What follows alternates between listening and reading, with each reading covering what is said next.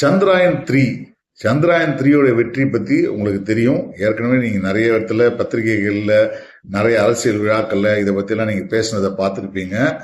இந்த கதை the space gen Chandrayaan அப்படின்ற சீரீஸ் வந்து டிவிஎஃப் தயாரிப்பு. டிவிஎஃப் தயார் பண்ணும் போது எனக்கு கொஞ்சம் எப்பவுமே எதிர்பார்ப்பு இருக்கும். அவங்களுடைய ப்ரொடக்ஷன் தரம் நல்லா இருக்கும், கதையை எழுதுற தரம் நல்லா இருக்கும். ரொம்ப கமர்ஷியலா சில விஷயங்கள் பண்ண மாட்டாங்க, ரொம்ப அருமையா பண்ணுவாங்க. இப்படியான ஒரு எதிர்பார்ப்போட தான் இந்த சீரீஸ் நான் பார்க்க ஆரம்பிச்சேன். ஸ்பேஸ் ஜென் சந்திராயன் 3 வெற்றியை பற்றின சீரீஸ் இது.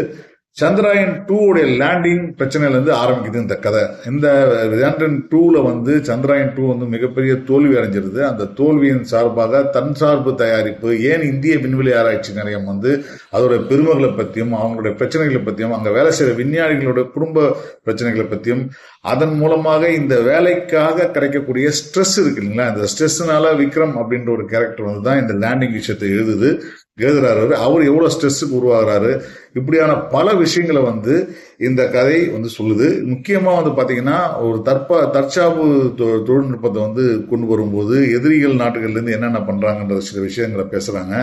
அவ்வப்போது அங்கங்க சில காட்சிகள்ல மோடி மாதிரியான ஒரு சில்லோட்டு ஒன்று உருவாகுது. கிட்டத்தட்ட ஒரு ப்ராபகண்டா விஷயமா இருந்தாலும் கூட, ஆனா இந்த விஷயம், இந்த சந்திராயன் 3ன்றது இந்தியர்கள் அனைவருமே பெருமைப்படக்கூடிய விஷயம் தான். ஏன்னா இந்திய விண்வெளி ஆராய்ச்சி நிலையம் வந்து இதை வந்து மிக சக்சஸ்ஃபுல்லான ஒரு விஷயமா கொண்டு வந்திருக்காங்க.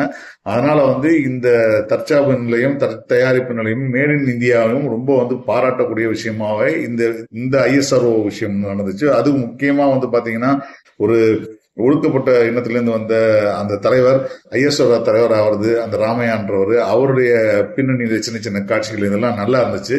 கிட்டத்தட்ட ஒரே லொகேஷன்லயே மாத்தி வந்து எடுத்து சின்ன பட்ஜெட்லயே முடிச்சிட்டாங்க. இதுல இருக்கிறதுல ரொம்ப மனசு திருப்தியான விஷயம்னா ஸ்ரேயா சரண், அவங்க வந்து இதுல இன்னொரு கூட இருக்கிற விஞ்ஞானியா வந்திருக்காங்க.